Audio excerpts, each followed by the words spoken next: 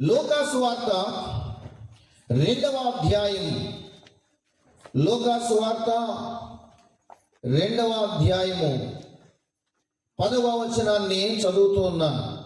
దయచేసి బైబిల్ ఉన్నవారు తీసి చూడండి, లేనివారు శ్రద్ధగా ఆలకించండి. అయితే ఆ దూత, భయపడకుడి, ఇదిగో ప్రజలందరికీ కలుగబోవు మహా సంతోషకరమైన స్వర్తమానము నేను మీకు తెలియజేయుచున్నాను. దావీదు పట్టణమందు నేడు రక్షకుడు మీ కొరకు పుట్టి ఉన్నాడు, ఈయన ప్రభు అయిన క్రీస్తు. ప్రార్థన చేసుకుందాం. సహకరించండి, ప్రార్థనలో జీవించండి. మహాపరిశుద్ధుడా, మహోన్నతుడా, నీకు వందనాలు స్తోత్రాలు చెల్లించుకుంటున్నాను తండ్రి. సకల ఆశీర్వాదాలకు కారణభూతుడా మా ప్రియ పరలోకపు తండ్రి, నీకు వందనాలు. ఈ రాత్రికాల సమయంలో ఆకాశ మహాకాశాలు పట్టజాలని దేవాతి దేవుడు అయి ఉండి ఈ భూమి మీద ఒక దీనుడిగా, దినాతి దీనముగా జన్మించడానికి ఇష్టపడి మానవులను రక్షించడానికి అయానైనా ఈ భూమి మీదకి వచ్చినందుకు ప్రభువా నీకు కృతజ్ఞతలు తెలియజేస్తూ ఉన్నాం. ఈ రాత్రికాల సమయంలో అయా నీ పుట్టుకలో ఉన్నటువంటి పారమార్థాన్ని, నీ పుట్టుకలో ఉన్నటువంటి గొప్పతనాన్ని, ప్రత్యేకతను మేము ధ్యానించి ధన్యులమయ్యే కృపను మాకు అనుగ్రహించండి. చేరొచ్చిన నీ బిడ్డలను దీవించండి. ఈ ప్రాంత ప్రజలందరినీ మీరు దీవించండి. ఇక్కడ ఉన్నటువంటి అందరికీ మీ క్రిస్మస్ శుభాలు. క్రిస్మస్ ద్వారా మానవ జాతికి మీరు ఏ ఏ దీవెనలు ఇవ్వాలనుకున్నారో అవన్నీ ఈ ప్రాంత ప్రజలందరికీ కలగాలని మనసారా కోరుకుంటూ ఉన్నాను. దయచేయండి, కృప చూపండి, కనికరించండి. ప్రతి విధమైన ఆటంకమును తొలగించి మీ దీవెనలు అనుగ్రహించమని యేసుక్రీస్తు ప్రభు వారి పరిశుద్ధ నామములో ప్రార్థించి అడిగి వేడుకుంటున్నాం తండ్రి, ఆమేన్. ప్రభునందు ప్రియులారా, యేసుక్రీస్తు ప్రభు వారి యొక్క పుట్టుకను తెలియజేయడానికి ఈ భూమి మీదకి పరలోకం నుండి ఒక రాయబారిని దేవుడు పంపాడు. ఎవరా రాయబారి అంటే దేవదూత. దేవదూత వచ్చాడు. అక్కడ గొర్రెలు కాచుకుంటున్నటువంటి కొంతమంది ఉంటే వాళ్లకు ప్రత్యక్షమయ్యేసరికి వాళ్ళు మిక్కిలి భయపడ్డారట, అల్లిపోయారు. అరే ఏంటి వెలుగు అని. అప్పుడు వెంటనే దేవదూత చెప్పినటువంటి మాట ఏంటో తెలుసా? భయపడకుడి, భయపడకుడి, భయపడద్దు అని దేవదూత తెలియజేస్తూ ఉన్నాడు. అంతేకాదు, యేసుక్రీస్తు ప్రభు వారి తల్లి అయినటువంటి మరియమ్మతో కూడా దేవదూత పలికిన మాట లూకా సువార్త 1వ అధ్యాయము 30వ వచనాన్ని దయచేసి ఎవరైనా తీసిన వారు చదవడానికి ప్రయత్నం చేయండి. లూకా సువార్త 1వ అధ్యాయం 30వ వచనం. భయపడకుము, దేవుని వలన నీవు కృప పొందితివి. భయపడకుము అని కన్యమర్య తల్లితో కూడా దేవదూత చెప్పాడు. ఈ విషయాన్ని తెలిసినటువంటి కన్యమర్య గర్భవతి అయిందనేటువంటి సంగతి యోసేపుకు తెలిసింది. ఎందుకంటే అప్పటికే వాళ్ళకి ప్రధానమైంది. ప్రధానమైన తర్వాత పెళ్లి చేసుకోవడానికి సిద్ధపడుతూ ఉండగా ఆమె గర్భవతిని తెలిసింది. యోసేపు ఏమన్నాడు తెలుసా? యోసేపు చూడండి, మత్తయి సువార్త 1వ అధ్యాయము, మత్తయి సువార్త 1వ అధ్యాయము 18 చదవండి. యేసుక్రీస్తు జనన విధం ఎట్లనగా ఆయన తల్లి అయిన మరియ యోసేపునకు ప్రదానం చేయబడిన తర్వాత వారేకము కాక మునుపు ఆమె పరిశుద్ధాత్మ వలన గర్భవతిగా ఉండెను. ఆమె భర్త అయిన యోసేపు నీతిమంతుడై ఉండి ఆమెను అవమాన పరచనల్లక రహస్యముగా ఆమెను విడనాడని ఉద్దేశించెను. యోసేపుకు తెలిసింది. సహజంగా తెలిస్తే ఏం చేస్తారంటే, పెళ్లి కాకముందు గర్భవతి అయితే రాళ్లతో కొట్టి చంపేస్తారు, యూదులాచారం అది. యోసేపు కానీ కాస్త అల్లరి చేశాడంటే ఈమెను చంపి పాడేస్తారు. కానీ యోసేపు అనుకున్నాడట, ఆమెను అవమానపరచనల్లలేదు. ఎందుకు తెలుసా? నీతిమంతుడై ఉండి. నీతిమంతుల లక్షణం ఏంటి తెలుసండి? ఇతరులను అవమానపరచడానికి ఇష్టపడరు. ఏదైనా ఒక చెడు మనకు వినిపించినప్పుడు సహజంగా ఏంటంటే దండోరా బట్టి ఊరంతా చాటేటువంటి అలవాటు ఉంటుంది చాలామంది. ఇద్దరికి చెప్తారు, అడిగిన వాళ్ళకి అడగని వాళ్ళకి. కొంతమందికి అదేదో లోపల ఉన్నదంతా బయటికి చెప్పేస్తేనే కానీ వాళ్ళు గ్యాస్ తాగరు. కానీ యోసేపు నీతిమంతుడై ఉండి ఆమెను అవమానపరచనల్లక రహస్యముగా విడనాడనుద్దేశించను. కనుక వదిలేద్దాం అనుకుంటున్నాడు.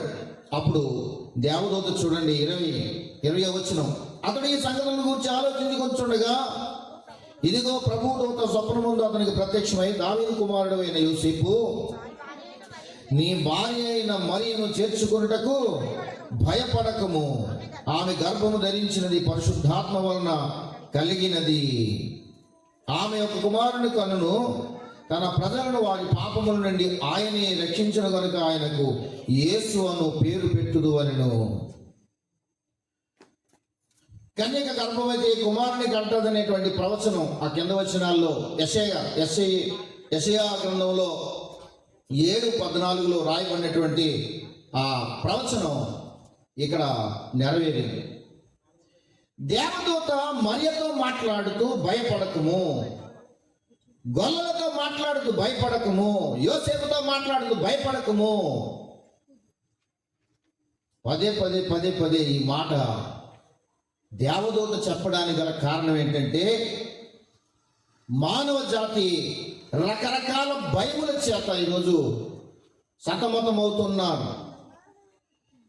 యేసుక్రీస్తు ప్రభువారి పుట్టుక ప్రపంచ ప్రజలందరి భయము నుండి విడుదల కలగజేసింది. దేవునికి మహిమ కలుగునుగా. హల్లెలూయా. ప్రపంచ ప్రజలందరి భయాల నుండి విడిపించింది యేసయ్య పుట్టుక. యేసుక్రీస్తు ప్రభువారి పుట్టుక భయము నుండి విడుదల కలగజేసింది. యేసుక్రీస్తు ప్రభు ఆయన ఈ లోకానికి ఎందుకు వచ్చాడు? యేసుక్రీస్తు ప్రభువారి లోకానికి రావడానికి గల కారణం ఏంటి? ఒక మతాన్ని స్థాపించడానికి వచ్చాడా?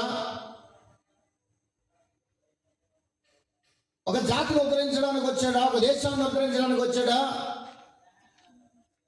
ఫలానా కులం వాళ్ళు దేవుడండి అన్నవాళ్ళు కూడా ఉన్నారు. కులం అనేది మనిషికి ఉండడమే తప్పంటే అది దేవుని కూడా అంటించారు తీసుకుని వెళ్ళి. ఫలానా కులం వాళ్ళ దేవుడు అండి, మా కుల దేవత, మా కుల దైవం అండి. కులానికో దేవుడు, మతానికో దేవుడు, ఆ తర్వాత జాతికి ఒక దేవుడు, ఇంటికి ఒక దేవుడు, మనిషి ఒక దేవుడు ఉండడు. అసలు దేవుడు అంటేనే సర్వ ప్రపంచానికి ఒక్కడే దేవుడు ఉంటాడు. హల్లెలూయా. ఆకాశమందున్న సూర్యుని వలనే దేవుడు ఒక్కడండి. ఆకాశమందున్న సూర్యుని వలనే దేవుడు ఒక్కడండి. నరుడై పుట్టిన దేవుని నామం యేసు స్వామి అండి. వెలుపల వెలగి దండగండి. ఓ వినుము సోదరా, పరమగురుని బోధ, నమ్మిన తొలగు నరక బాధ. ఓ వినుము సోదరా, పరమగురుని బోధ, నమ్మిన తొలగు నరక బాధ. హల్లెలూయా. ఆకాశమందు సూర్యుడు ఎలాగో, ఏమండి, కులానికి ఒక సూర్యుడు అంటాడా? మతానికి ఒక సూర్యుడు, కులానికి ఒక సూర్యుడు ఉంటే ఒక సూర్యుని ఎండ తట్టుకోలేకపోతున్నాం. ఇప్పుడు చలికాలం కాబట్టి ఏదో కొంచెం చల్లచలిగా ఉంది. ఎండాకాలం ఎలా ఉంది?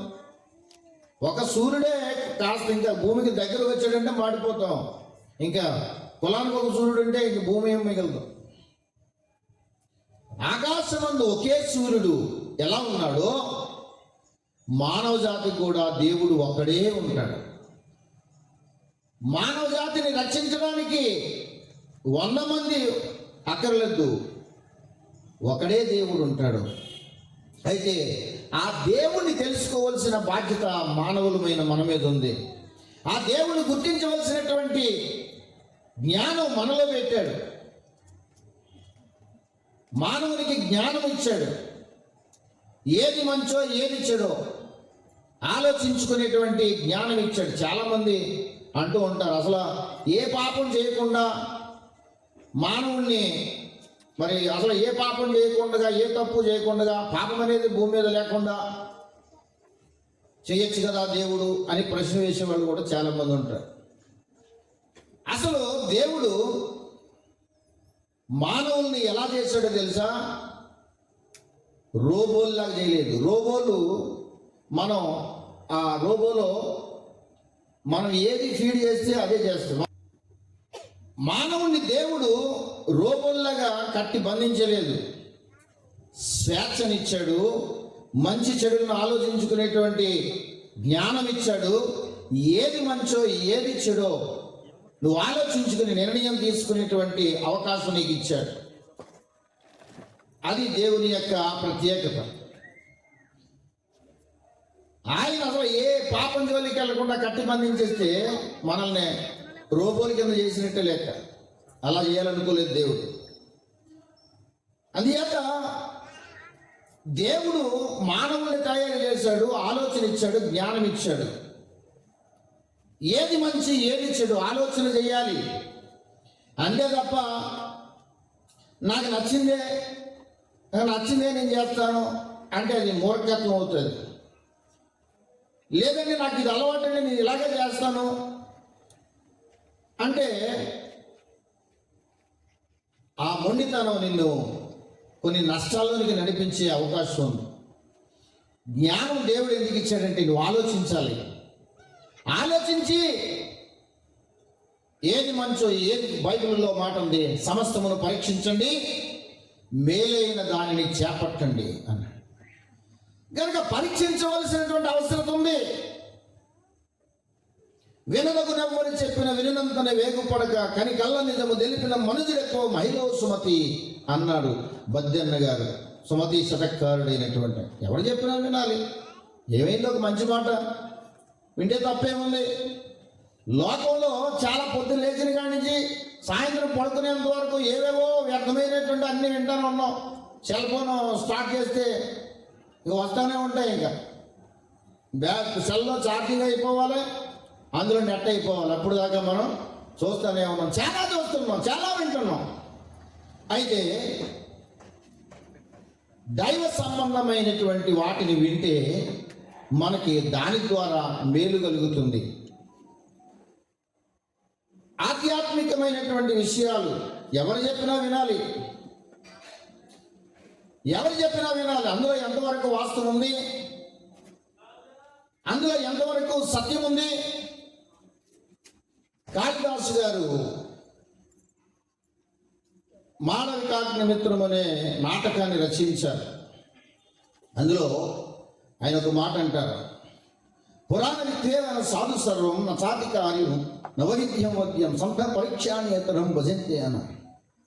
అంటే పాతదే మంచిదని అంటాడంటే ఒకడు, కాదు కొత్తదండి అంత లేటెస్ట్ ఇదే మనం ఫాలో అవ్వాలంటాడంటే ఇంకొకడు. కానీ సత్యాన్ని అన్వేషించేవాడైతే పాతదని కొత్తదని ఏదో ట్రెండ్ మారిందని అలా నమ్మడు. కానీ సత్యాన్ని ఆలోచించి ఏది మంచో ఏది చెడు ఆలోచించి వెంబడిస్తాడు అని కాళిదాసు గారు చెప్పారు. కనుక ఏది మంచో ఏది చెడు కాస్త ఆలోచన చేయాలి. ఏది మంచి ఏది చెడు. ఎందుకు భయం అనేది మానవ జాతిని పట్టి పీడిస్తుందని చెప్పాం. అసలు భయం అనేది ఎక్కడ స్టార్ట్ అయింది? మానవ జాతికి భయం అనేది ఎక్కడ స్టార్ట్ అయింది? ఆది కాండాన్ని మనం చూసినట్లయితే సృష్టి ప్రారంభం కానించి దేవుడు మనిషిని చేసి మట్టిని బొమ్మగా చేసి ఆ నాసికా రంధ్రాలలో ముఖరంధ్రాల్లో ఉఫ్ అని గాలి ఊది ఒక జీవాత్మగా చేసి మానవునిగా చేసిన తర్వాత ఈ మానవుడు దేవునితో కలిసిమెలిసి తిరుగుతూ ఉన్నటువంటి ఈ తరుణంలో ప్రతిరోజు దేవునితో కలిసి మాట్లాడుకుంటారు. దేవుడు ఈ మానవుడు కలిసి మాట్లాడుకుంటారు, మళ్ళా దేవుడు వెళ్ళిపోతూ ఉంటాడు. అలా జరుగుతున్నటువంటి సందర్భంలో ఒకానొక టైం వచ్చింది. దేవుడు వచ్చేసరికి దేవుని చేత నిర్మించబడినటువంటి దేవుని కుమారుడు ఆదాము అనేటువంటి ఈయన దాక్కున్నాడు. అరే ఆదామా నీవెక్కడా అన్నాడు. ఇప్పుడు ఆదాము ఎక్కడో తెలియదండి దేవునికి. ఆదామా నువ్వు ఎక్కడా అంటే తెలీదా? తెలుసు. కానీ ఎందుకు ప్రశ్నించాడు తెలుసా దేవుడు? పాపాన్ని ఒక వ్యక్తి ప్రేమించి పాపం చేస్తూ ఉంటే అతని స్వభావం ఎలా ఉంటుందో మానవ జాతికి చూపించాలి. దేవునికి తెలుసు, కానీ అక్కడతో దేవునికి తెలుసు కదా అని ఊరుకుంటే అసలు ఆ పాపం వచ్చిన తర్వాత మనిషి ఏమయ్యాడు అనే విషయాన్ని తెలియజేయడానికి ఆదామా నువ్వెక్కడా అన్నాడు. కారణం ఏంటంటే దేవుడు వద్దన్న పండు తిన్నాడు, దేవుడు తినొద్దన్న పండు తిన్నాడు. ఆదాము ఈ తోటలో అన్ని రకాల ఫ్రూట్స్ ఉన్నాయి, నీకు నచ్చిన పళ్ళు తిను, కానీ ఇదిగో ఈ మంచి చెడులు తెలివినిచ్చే వృక్ష ఫలం నువ్వు తినొద్దు అన్నాడు. సరే, మొత్తానికి దేవుడు చెప్పినటువంటి ఆ మాట కొంతకాలానికి విన్నాడు. దేవుడికి విరోధి అయినటువంటి అపవాది అనేవాడు వచ్చి వీళ్ళను ప్రేరేపిస్తే మొత్తం మీద ఆ పండు తిన్నారు, ఆజ్ఞను అతిక్రమించారు. ఆజ్ఞాతిక్రమమే పాపం అయిపోయి ఎప్పుడైతే పాపం చేశాడో, పాపము చేసిన తర్వాత ఆదాముకి భయం అనేది ప్రారంభమైంది. మానవ జాతిలో మొట్టమొదటి భయం అనేది ఎప్పుడు ప్రారంభమైందంటే, సహజసిద్ధంగా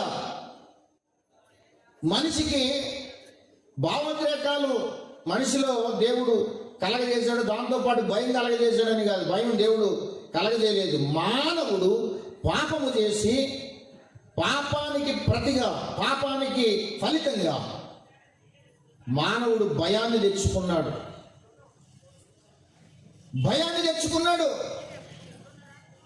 భయం అనేది ఎప్పుడు ప్రారంభమైందంటే, పాపము చేసిన తర్వాత భయం ప్రారంభమైంది.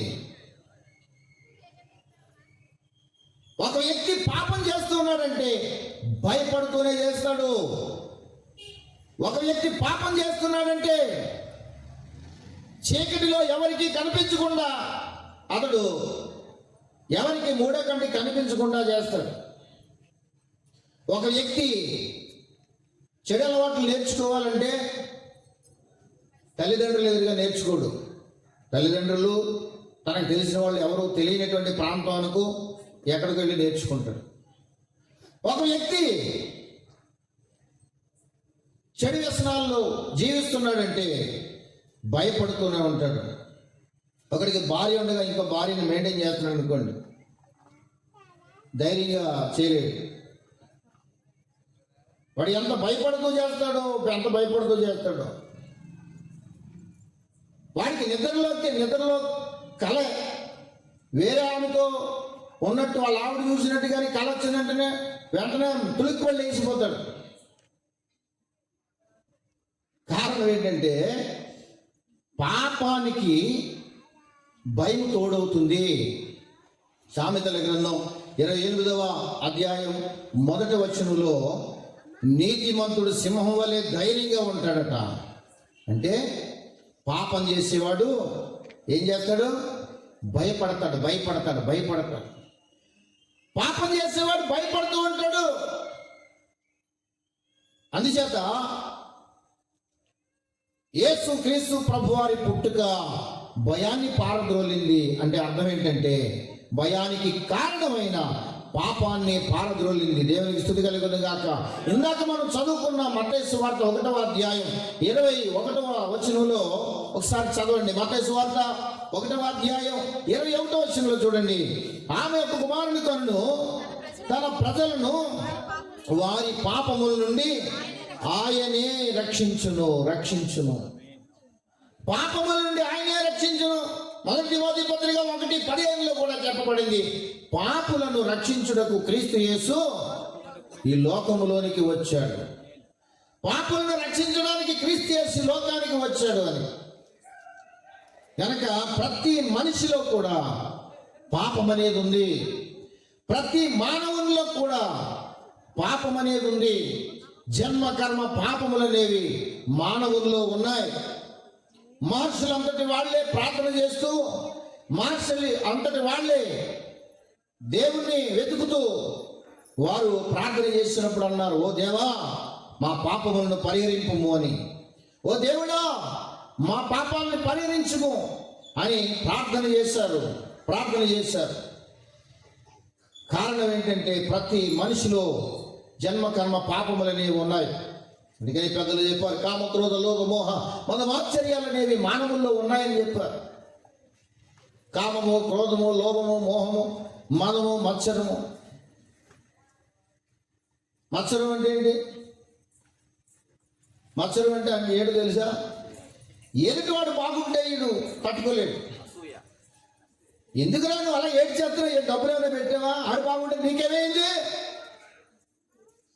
నీ డబ్బు ఏమైనా తినేసడానికి లేదండి. మరి పోయి కనీసం ఏమైనా అప్పనిచ్చావా? అది లేదండి.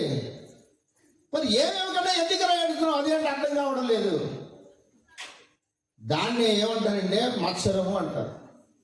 కనుక కామము అరిషడ్ వర్గాలు ఉన్నారు. హరి అంటే శత్రువు, షడ్ అంటే 6 దుర్గుణాలు మానవుల్లో ఉన్నాయంట. కామ, క్రోధ, లోభ, మోహ, మదము, మత్సరం. ఇంచుమించుగా ఇవన్నీ తెలుసు. లోభం అంటే ధనాశ. తనకి న్యాయంగా సంపాదించేటువంటి సంపాదన ఉంటుంది, కానీ అన్యాయంగా మళ్ళా బల్ల కింద నుంచి సంపాదించేది, బల్ల పై నుంచి సంపాదించే సంపాదన కాకుండా బల్ల కింద నుంచి. ఈ లోభం అనేది ఎప్పుడైతే ఉందో వాడికి నీతి న్యాయాలు అనేవి ఉండవు, మంచి చెడ్డలు అనేవి వివేచన ఉండదు, బంధుత్వం అనేది ఉండదు, తన పర అనే భేదం ఉండదు. ఎలాగైనా సంపాదించుకోవాలనుకుంటాడు. ఎందుకయ్యా ఎంత సంపాదించడం? అనుభవిస్తావా అంటే అనుభవించను, కానీ అనుభవించుకుంటాను అంటే నా బతుకంతా ఆ సంపాదించడానికే ప్రయత్నం పెడుతుంటాను. దాని పేరు లోభము అంటారు. ఇలా చెప్పుకుంటూ పోతే ఈ 6 దుర్గుణాలు మానవుల్లో ఉన్నాయి. ఈ దుర్గుణాలను పారద్రోలాలి అంటే మనిషికి తన శక్తి సరిపోదు. తనంతట తాను పాపం నుండి విడుదల పొందాలంటే మానవునికి అవకాశం లేదు. కారణం ఏంటంటే పాపం చేసేటువంటి వాడు పాపానికి దాసుడు అని పరిశుద్ధ లేఖనం సెలవిస్తుంది. పాపం చేసేటువంటి వాడు పాపానికి దాసుడట, దాసినికంలోకి వెళ్ళిపోతాడు. పాపం చేసేటువంటి వాడు పాపంలోనే జీవిస్తూ పాపంలోనే మరణిస్తాడు తప్ప అందులోంచి బయటికి రాలేదు. నేర్చుకునేటప్పుడు హ్యాపీగా నేర్చుకుంటాడు, నేర్చుకునేటప్పుడు సంతోషంగా నేర్చుకుంటాడు, ఎలా ఉంటుందో చూద్దామని నేర్చుకుంటాడు. నేర్చుకున్న తర్వాత దాని నుండి బయటపడలేడు. పాపం అనేది అలవాటు అవనంతసేపు బాగానే ఉంటుంది, కానీ అలవాటు అయిన తర్వాత దాని నుండి మనం విడుదల పొందలేము. కారణం ఏంటంటే పాపము మనిషి కంటే బలమైనది కనుక పాపం నుండి మనం విడుదల పొందలేము. కనుక దేవుని అవసరత మానవునికి అవసరమైంది. మనంతటా మనం పాపం నుండి విడుదల పొందేలాగైతే దేవునితో మనకి పని లేదు. మనంతటా మనం విడిపించుకోలేం. కనుక ఆ దేవుడు మానవుడిగా ఈ లోకానికి వచ్చాడు, మనుషునిగా ఈ లోకానికి వచ్చాడు. దేవుడి లోకానికి మనిషిగా వచ్చి మనుషులందరి కొరకు బలి అవ్వాలని పరిశుద్ధ బైబిల్ గ్రంథం చెబుతుంది. దేవుడి లోకానికి వచ్చి మానవుడిగా వచ్చి బలి అవ్వాలి. అలాగే బలి అయినప్పుడు మానవ జాతికి విడుదల కలుగుతుంది. మానవ జాతికి రక్షణ కావాలి అంటే సృష్టికర్త అయినటువంటి దేవుడు ఒక మనిషిగా ఈ భూమి మీదకి రావాలి. మనిషిగా ఆయన మానవ జాతిని విడిపించడానికి ఈ లోకానికి రావాలి. హెబ్రీ పత్రిక 9వ అధ్యాయం 22వ వచనాన్ని ఒకసారి చదవండి దయచేసి. ఎవరైనా హెబ్రీ పత్రిక 9వ అధ్యాయం 22వ వచనాన్ని చదవండి.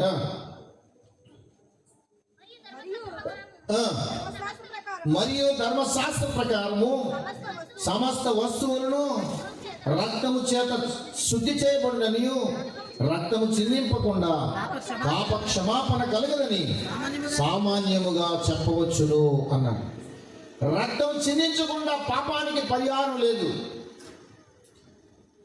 పాపం నుండి విడుదల పొందాలి అంటే రక్తం చిందించాలి, రక్త ప్రోక్షణం అవశ్యం అని పరిశుద్ధ బైబిల్ గ్రంథం చెప్పింది. రక్తం చిందించడం ద్వారా పాపానికి విడుదల కలుగుతుందని మన పూర్వీకులు కూడా నమ్మారు. కనుకనే ఈ రోజుకి ఏదైనా పండుగలు వచ్చినప్పుడు రక్త ప్రోక్షణం అనేది జరుగుతుంది. జంతువులని, కోళ్ళని బలిస్తున్నాం. కారణం ఏంటి అంటే ఏదోనండి పండుగ వచ్చిందండి వండుకు తినేద్దామని కాదు. అలాగనుకోవాలంటే చికెన్ సెంటర్లో చికెన్ బోళ్ళంతా. కానీ అది కొయ్యడానికి మనం నమ్మినటువంటి ఆ దైవం దగ్గరికి వెళ్ళి కొయ్యడానికి గల కారణం ఏంటంటే మన పూర్వీకులు నమ్మారు రక్త ప్రోక్షణం లేకుండా పాప వినాశనం లేదు అని. ఆ దేవుడి లోకానికి వచ్చినప్పుడు యజ్ఞమైపోతాడు. ఋగ్వేదానికి 10వ మండలమైనటువంటి పురుష సూక్తంలో చెప్పబడినటువంటి మాట, దేవా యజ్ఞం కన్వాన అవగ్నన్ పురుషం పశువు అని.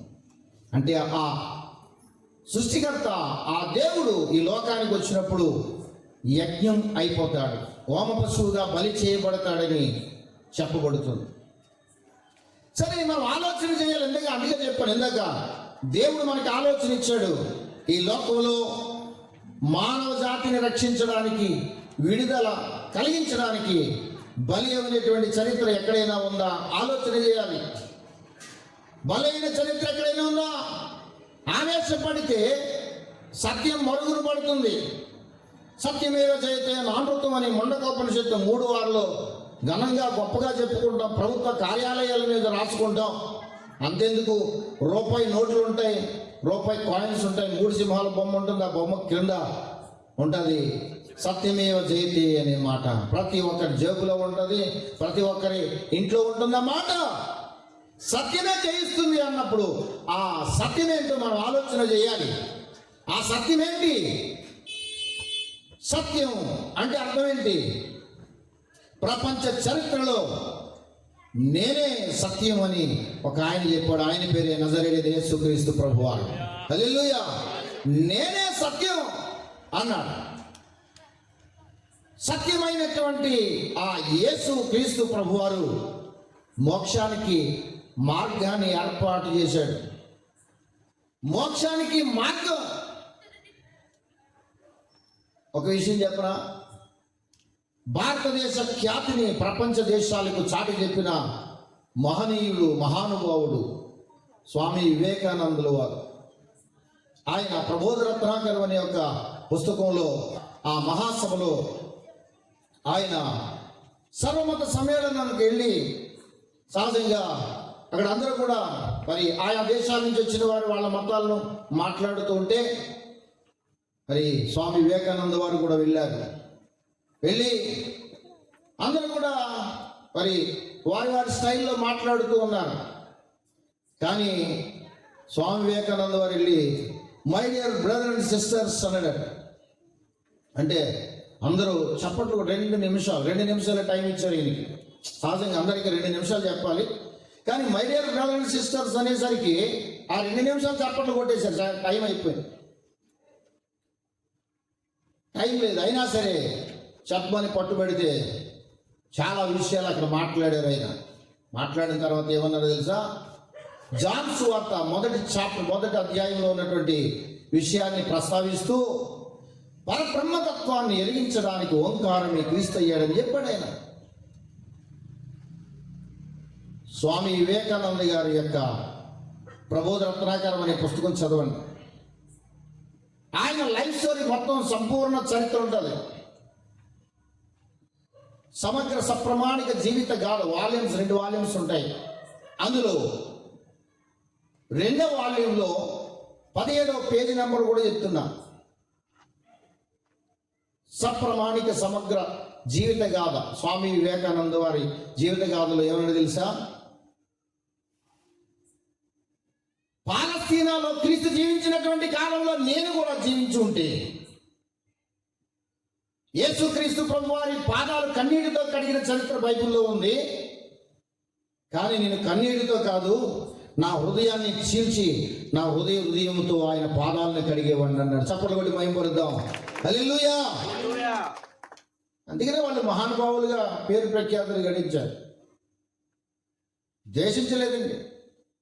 పరమతాన్ని ద్వేషించడం ఏ మతస్థుడు చేసినా తప్పే. అది క్రైస్తవుడు కావచ్చు, హిందూ కావచ్చు, ముస్లిం కావచ్చు. ఏ మతాన్ని ఏ యావత్తుడు దూషించినా ద్వేషించినా తప్పున్నారు తప్పు.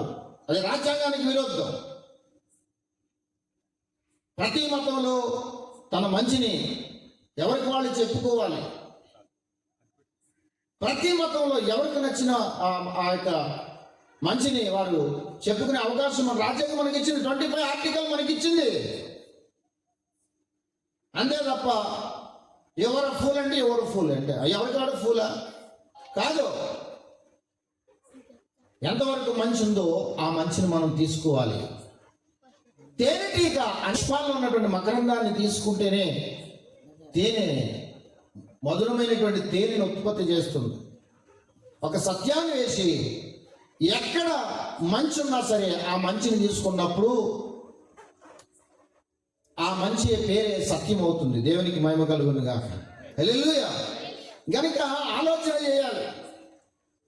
మేధావులు అనబడిన వాళ్ళు, మహానుభావులు అనబడిన వాళ్ళు యేసుక్రీస్తు ప్రభు వారిని ద్వేషించలేదు. ఈరోజు యేసుక్రీస్తు ప్రభు వారిని ఎందుకు ద్వేషిస్తున్నారు అర్థం కాదు. మన భారతదేశానికి స్వాతంత్రం వచ్చింది. ఎలా వచ్చింది? చాలా మంది పోరాడారు. కానీ మన భారతదేశానికి స్వాతంత్రం రావడానికి మహాత్మా గాంధీ గారు కూడా పోరాడారు. ఎలా పోరాడారంటే ఆయన పట్టినటువంటి ఆయుధం ఏంటి? ఏ గన్న పట్టాడు, ఏ బెరంగులు పట్టాడు, ఏ ఖడ్గాల్ని ఉపయోగించాడంటే ఏం ఉపయోగించలేదు. ఆయన ఉపయోగించినటువంటి ఆయుధమే అహింస. ఈ అహింస అనేటువంటి దానిని ఆయన ఎక్కడి నుంచి తీసుకున్నాడు అంటే ఒక క్రైస్తవ స్నేహితుడు ఆయనకి బైబిల్ ఇచ్చాడట చదవమని. ఆయన పాత నిబంధన చదివాడు కానీ అంతగా ఆయనకి పెద్దగా అర్థం కాలేదట. సరే, కొత్త నిబంధన వచ్చేసిన తర్వాత ధన్యతల బోధ కొండ మీద ప్రసంగం 5వ అధ్యాయానికి వచ్చిన తర్వాత 5వ అధ్యాయము ఆయన ఆకర్షించిందట. ఏంటంటే కుడి చెంప మీద కొట్టిన వాణిని ఎడమ చెంప కూడా తిప్పమన్నాడు. ఆ మాట గాంధీ మహాత్ములు గారికి నచ్చింది. అది తీసుకున్నారు ఆయన. ఒక వ్యక్తి కొట్టితే మళ్ళీ తిరిగి కొడితే అక్కడితో అయిపోతుంది.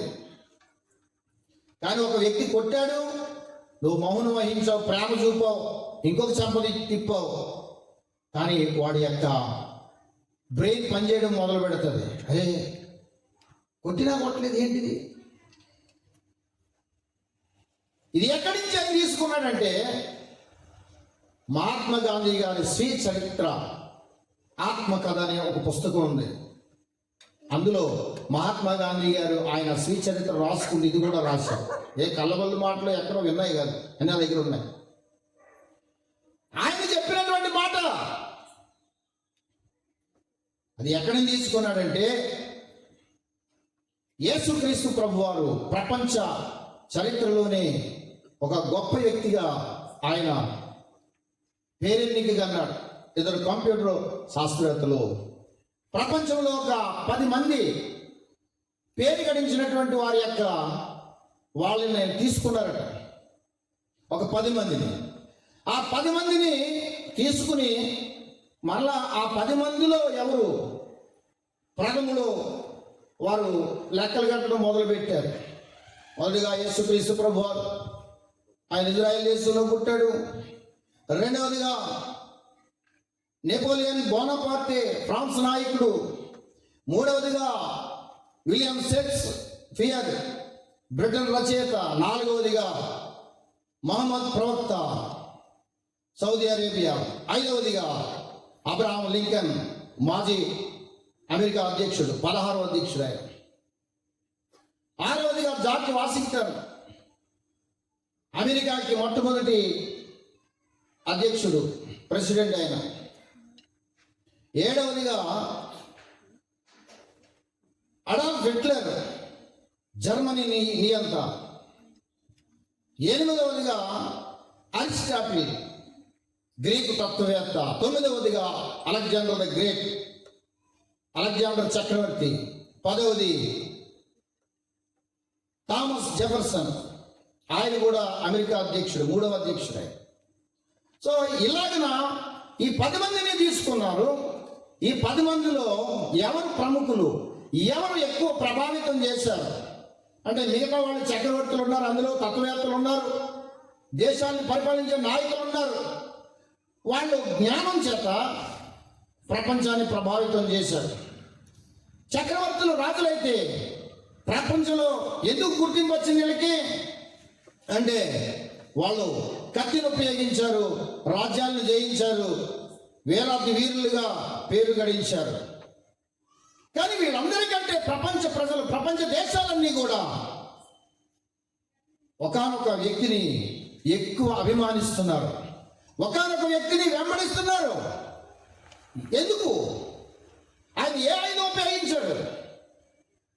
ఏ మారణాయుధాలు ఉపయోగించాడా? తుపాకీలు పట్టుకుని తిరిగాడా? బాంబులు పట్టుకుని తిరిగాడా? కత్తులు పట్టుకుని తిరిగాడా? ఏం ఉపయోగించాడు? ఏం ఉపయోగించలేదు. ఆయన దగ్గర ఏ ఆయుధం లేదు. సత్యవేదం శాస్త్రి గారు అనేటువంటి ఒక దైవ సేవకులు చెప్పారు, లేదు ముఖమున క్రౌర్యము లేసమైన, లేదు కరమున బళ్ళెంబదేది, సాధుభావమే నిలువెల్లా శాంతిమయమే, యేసునాథుని అవతారం ఎన్నవశ్యమే అన్న. ఆయన చేతిలో ఈ ఆయుధం లేదట, తన ముఖంలో ఏమాత్రం కోపం లేదట. మరి ఏ ఆయుధం ఉపయోగించకుండా ఈ చక్రవర్తులు, రాజులు, జ్ఞానులు, తత్వవేత్తల కంటే అధికమైన అభిమానాన్ని ఎలాగ సంపాదించాడినా అని ఆలోచన చేస్తే, పరిశీలన చేస్తే, ఆయన బోధనను వింటే అందులో వీళ్ళకి కనిపించింది ఈ యేసు అనేటువంటి వ్యక్తి ఉపయోగించిన ఆయుధం పేరే ప్రేమ. చప్పట్లు కొట్టి ప్రభువుని మహిమపడదాం. హల్లెలూయా, హల్లెలూయా. ఈ యేసు అనే వ్యక్తి ఉపయోగించిన ఆయుధం ప్రేమ, సమాధానం. మన దేశానికి స్వాతంత్రం తెచ్చిన మహానుభావుడు గాంధీ మహాత్ముడు కూడా ఆకర్షించినటువంటి మాట, ఆ ధన్యతల బోధలో ఉన్నటువంటి కొండ మీద ప్రసంగంలో ఉన్నటువంటి ఆ మాటలు ఆయన ఆకర్షించాయి అని చెప్పుకున్నాడు ఆయన. ఇప్పటికీ కూడా దొరుకుతుంది, బుక్ చదవండి. కొంతమంది ఏమి చదవకుండా ఏదేదో నోటుకు వచ్చి మాట్లాడతారు. చదవాలి, చదివితే అర్థమవుతుంది. ఏది పడితే అది మాట్లాడడం మంచిది కాదు. ఆలోచించాలి, ఆలోచించి మాట్లాడాలి. ఆలోచించినప్పుడు సత్యం ప్రత్యక్షమవుతుంది. ఆవేశపడినప్పుడు సత్యం ప్రత్యక్షం కాదు, ఆవేశానికి అనర్థాలు కలుగుతాయి అంటారు. అందుచేత ఆలోచన చేయాలి. యేసుక్రీస్తు ప్రభువారి యొక్క పుట్టుక ఒక ప్రత్యేకమైనటువంటిది. ప్రపంచ చరిత్రలో ఎందరో మహానుభావులు యేసుక్రీస్తు ప్రభువారిని ప్రశంసించకుండా ఉండలేదు, యేసుక్రీస్తు ప్రభువారిని గణపరచకుండా ఉండలేదు. యేసుక్రీస్తు ప్రభువారిని గణపరిచారు, వాళ్ళు కూడా గణపరచబడ్డారు. బైబిల్లో మాట ఉంది తెలుసా, నన్ను గణపరచు వారిని నేను గణపరుస్తానన్నాడు. దేవునికి స్తుతి కలుగును గాక. హల్లెలూయా, హల్లెలూయా. నన్ను గణపరచు వారిని నేను గణపరుస్తాను, నన్ను తృణీకరించేవారు తృణీకారం పొందుదురని లేఖనం సెలవిస్తుంది. ప్రపంచ చరిత్రలో చాలా మంది యేసుని గణపరిచినటువంటి వాళ్ళందరూ కూడా గణపరచబడ్డారు. హల్లెలూయా. యేసుక్రీస్తు ప్రభువారిని గురించి డాక్టర్ సర్వేపల్లి రాధాకృష్ణన్ గారు ఆయన పుట్టినరోజుని ఏమని పిలుస్తారండి అమ్మా? తెలిసిన వాళ్ళు చెప్పాలి. టీచర్స్, అది టీచర్స్ డే. టీచర్ అంటేనే గురువు. ఆ టీచర్స్ డే సర్వేపల్లి రాధాకృష్ణన్ గారి యొక్క పుట్టినరోజుకు టీచర్స్ డే జరుపుకుంటారు. అయితే ఆయన ఏమన్నాడు తెలుసా? ప్రపంచంలో నాకు తెలిసిన ఒకే ఒక గురువు నజరేయుడు యేసుక్రీస్తు అని చెప్పాడు. దేవునికి మహిమ కలుగును గాక. ఎందుకు అంటే గురువు అనడానికి ఆయన మాత్రమే సరిపోయేవాడు. మత్తయి సువార్త 23వ అధ్యాయం 10వ వచనంలో ఆ మాట ఉంది, మీరు గురువులని పిలవబడవద్దు, క్రీస్తు ఒక్కడే మీ గురువు. ఎందుకు? గురువు అంటే ఏంటి? గు శబ్ద అంధకారస్య రు శబ్ద నిరోధిక అంధకార నిరోధత్వాత్ గురు రిక్తుడీయతే అన్నారు. అంటే గు అంటే చీకటి, రు అంటే వెలుగు. గురువు అంటే చీకటిలో నుండి వెలుగులోనికి నడిపించేవాడని అర్థం. హల్లెలూయా. చీకటిలో నుండి వెలుగులోనికి నడిపించేవాడని అర్థం. అర్థమవుతుందా? యేసుక్రీస్తు ప్రభువారు ఈ లోకానికి ఎందుకు వచ్చాడు? చీకటిలో ఉన్నటువంటి ప్రజలు గొప్ప వెలుగు చూస్తారట. యేసుక్రీస్తు ప్రభువారు ఈ లోకానికి రాకపోతే అంధకారమయమయ్యేది. నా బ్రతికి అంధకారం అయ్యేది. అటు మా అమ్మ వంశస్థులు కానీ, ఇటు మా నాన్న వంశస్థులు కానీ అందరూ చిన్నపిల్లల కాడి నుంచి నూనెకు మీసాలు రాకుండా అందరూ తాగుబోతులే. కానీ అందరిలోకి గాజు అనేవాడు ఏంటో విచిత్రంగా కనపడలేడంటే అదే మరి యేసయ్యను తెలుసుకున్నారు. దేవునికి మహిమ కలుగును గాక. హల్లెలూయా. యేసయ్య నా జీవితంలో రాకపోతే నా బ్రతికేంటో. నేనే కాదండి, నాలాంటి వాళ్ళు ప్రపంచ చరిత్రలో వేల మంది, లక్షల మంది, కోట్ల మంది సజీవ సాక్షులుగా ఉన్నారు. ఒకప్పుడు త్రాగుబోతులుగా ఉండి, తిరుగుబోతులుగా ఉండి, జోదరులుగా ఉండి ప్రపంచానికి నష్టాన్ని కలిగేసేటువంటి భయంకరమైన జీవితాలు జీవించినటువంటి వారు, ఫ్యాక్సిస్టులుగా ఉన్నటువంటి వారు ఈరోజు ప్రభు దగ్గరికి వచ్చారు. వారు సజీవ సాక్షులుగా నిలబడ్డారు.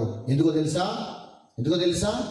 యేసుక్రీస్తు ప్రభు వారి పుట్టుక నాలాంటి వాళ్ళని వేల మందిని, లక్షల మందిని బాగు చేసింది. దేవునికి మహిమ కలుగును గాక. హల్లెలూయా. నాలాంటి వాళ్ళ అనేకుల్ని వెలిగించింది. యేసయ్య రాకపోతే ఈ ప్రపంచం అంధకారంలో ఉండేది. తెలుసా? మన భారతదేశంలో కూడా కొన్ని మూఢనమ్మకాలు ఉండేవి. సతీ సాగమనం అని, అంటే భార్య చనిపోతే, భర్త చనిపోతే భార్యను కూడా పాతి పెట్టడమో కాల్చేయడమో చేసేవారు. ఇది జరిగిన చరిత్ర. ఆ సతీ సాగమనం అనేది దాన్ని రూపుమాపడానికి విలియం కేరీ అనేటువంటి దైవ సేవకుడు, సువార్థికుడు విలియం బెంటింగ్ అనేటువంటి ఆయన గవర్నర్గా ఉన్నటువంటి టైంలో అప్పటి సంఘ సంస్కర్తలు ఉన్నారు. అప్పుడు రాజా రామ్మోహన్ రాయ్ లాంటి ఉద్దండులు ఉన్నారు. వారి సహాయంతో చాలా కొన్ని సంస్కరణలు ఆయన కూడా చేశారు.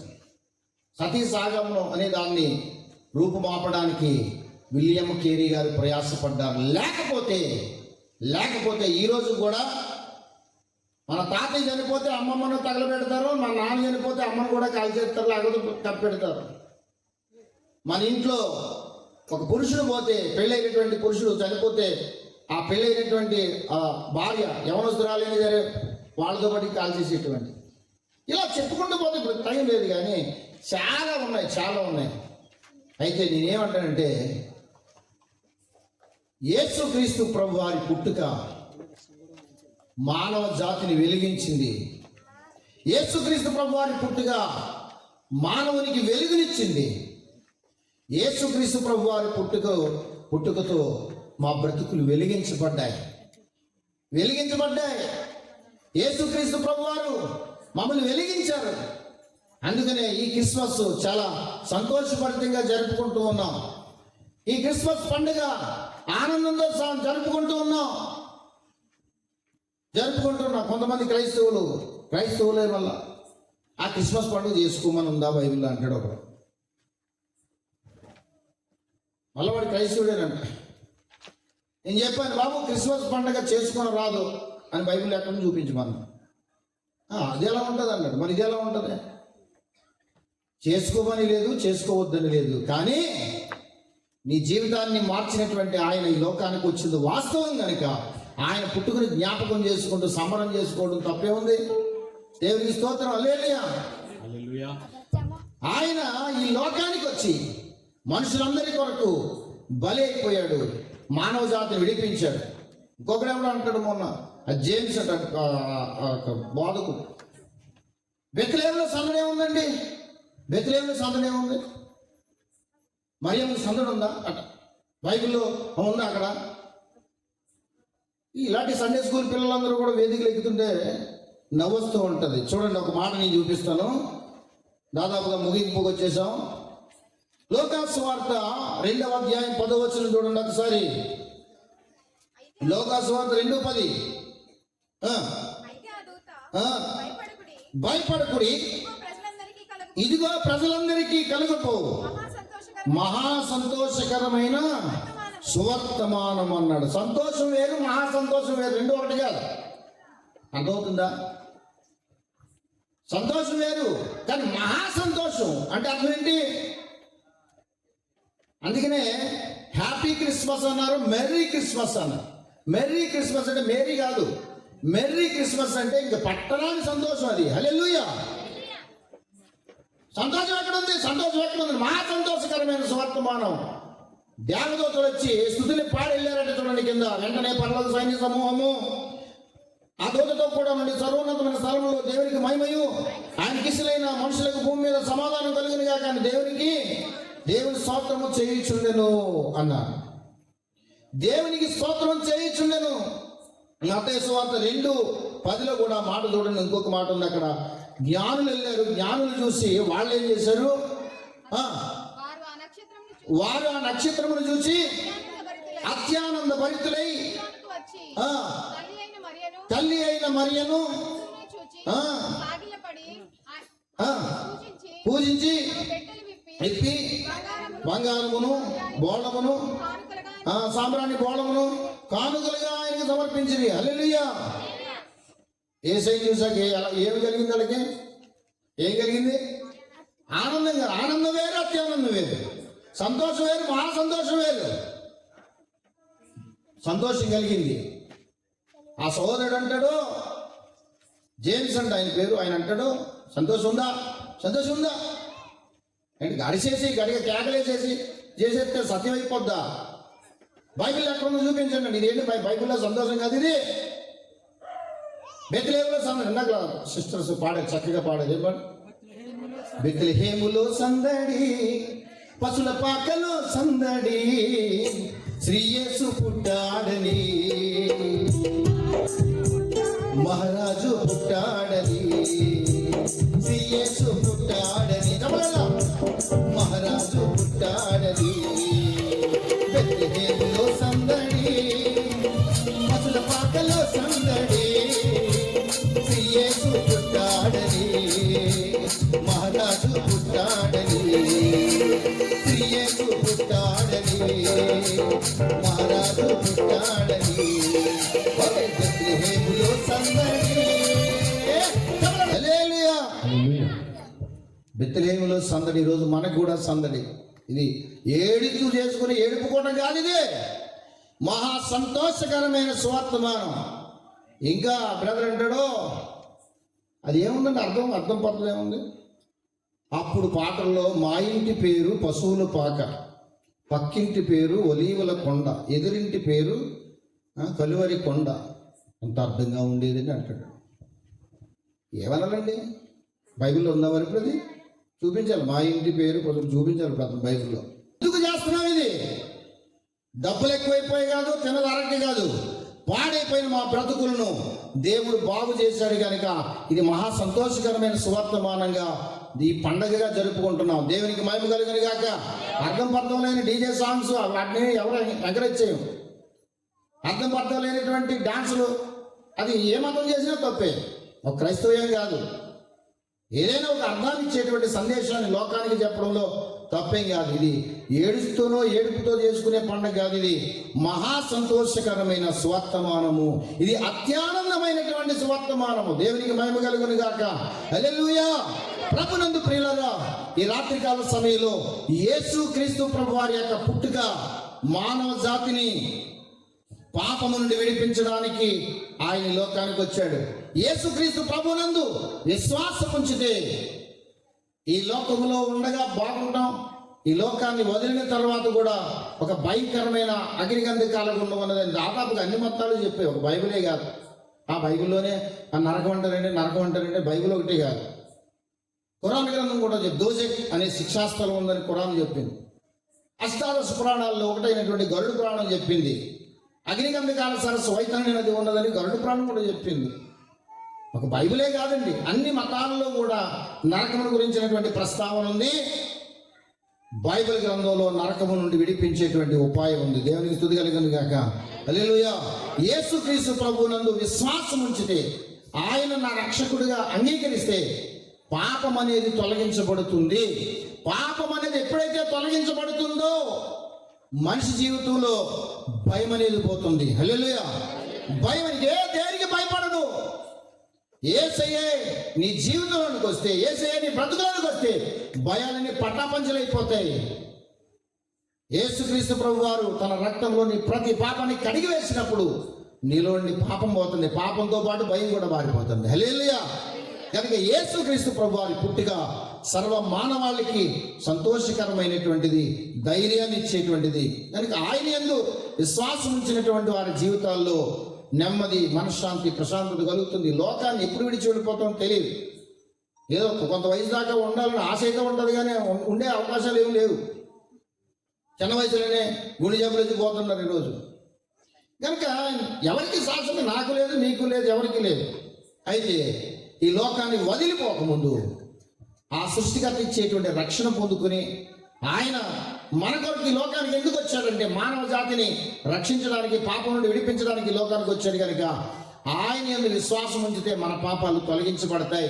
ఏ క్షణానికి మూసినా మోక్షానికి, ఆ దేవుడు ఉండేటువంటి రాజ్యానికి మనం చేరుకుంటాం.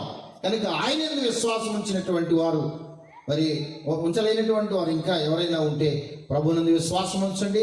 యేసుక్రీస్తు ప్రభు వారు మిమ్మల్ని, మీ కుటుంబాలని రక్షిస్తారు. ఒకవేళ ఇదివరకు రక్షణ పొందిన వాళ్ళు ఎవరైనా ఉంటే వాళ్ళు యేసుక్రీస్తు ప్రభు దగ్గరకు జ్ఞానులను తీసుకొచ్చిన తారల్లాగా ఆయన గురించి రక్షణ సువార్త ప్రకటించండి. దేవుడి మాటలు మన ఇంట్లో దీవించి ఆశీర్వదించని కాక అవకాశం ఇచ్చిన దైవ సేవకులకు మరి మరొకసారి వందనాలు తెలియజేస్తూ సమయాన్ని మళ్ళా తిరిగి వారికి అప్పగించారు.